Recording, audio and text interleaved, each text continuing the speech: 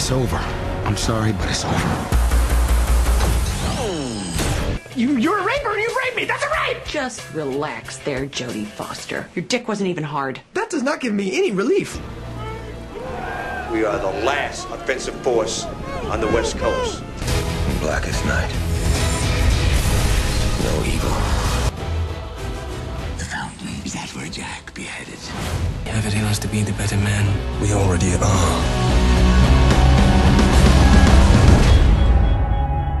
What are you doing here? What is my +1? We had a sick night, bitches.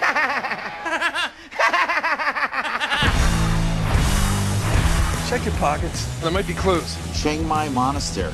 I don't remember any of this. What is this, a P.F. Chang's? Where the hell are you? We're in Bangkok. Holla, city of squalor. Pull that monkey in! He's so strong. Hold on, hey boys. Oh my word!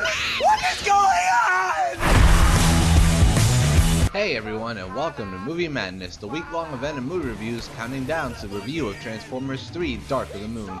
So let's keep things moving along with the next film in line, The Hangover Part 2, starring Ed Helms, Bradley Cooper, and Zach Galifianakis. 2 years ago, The Hangover became the comedy hit of the year.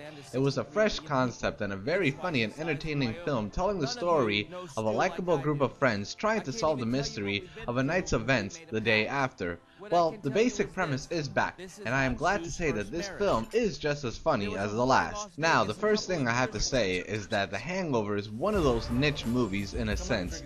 Either you like it or you don't. So if you didn't enjoy the last one, then odds are that you won't care for this one as well. The second thing I would like to address are the overall reviews of the film, calling it lazy and the same thing, which I highly disagree with, and I find as an unfair criticism of the film. This movie is about a group of friends waking up from a hangover. There isn't much you can do with that concept except for building upon it already. The basic premise is going to stay the same because there aren't too many things you can do with a movie that's about getting drunk. How can you innovate on such a concept? Critics are acting as if this was a world of material to work with in the first place. Like, they are shocked that the general premise is the same, which is stupid to begin with. The film has also been called lazy, and many criticisms state that every joke is the same. This film is the next stage in its general concept, and not lazy. Here's an example of this. In the first film, they walk around with a baby, which they find, and they do encounter a tiger that they deal with. In this film, they take both ideas and combine them together. So now they find a monkey, who they walk around with, who takes the role of the tiger and the baby together. The basic idea is present, but it has been turned into something new. Laziness on the film's part would be the movie using a black baby instead of a white one, but I digress. To say the least, I don't really need to go through this film's plot, as it's pretty much self-explanatory. The guys are back together in an exotic location, get drunk, and must find out what happened alongside finding a missing friend. The change to Bangkok was a nice touch, as it was interesting seeing all the new and exotic locations.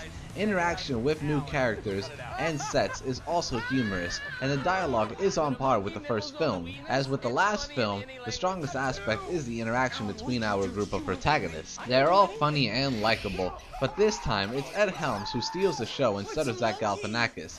Seeing Helms' reaction to the events in the film alongside his frustration was especially humorous. The man has excellent comedic timing and did a great job carrying the film. The shock value is also back, as there are some truly disgusting moments in the film. Some are funny, and some are just there for shock and awe. But still, if that was your thing in the last film, then it's been increased this time around. Pacing is also fine, as the film never really feels slow, but you won't be laughing throughout the entire film, forgetting about its length either. So, it's pretty much solid in terms of pacing. In the end, the question can be asked, did this film really need a sequel? No, not really, as The Hangover was a standalone film, but this movie was a solid sequel, meeting the quality of the first, and is good enough to warrant another if the level or more care is carried to it. The Hangover Part 2 gets an 8 out of 10. Do not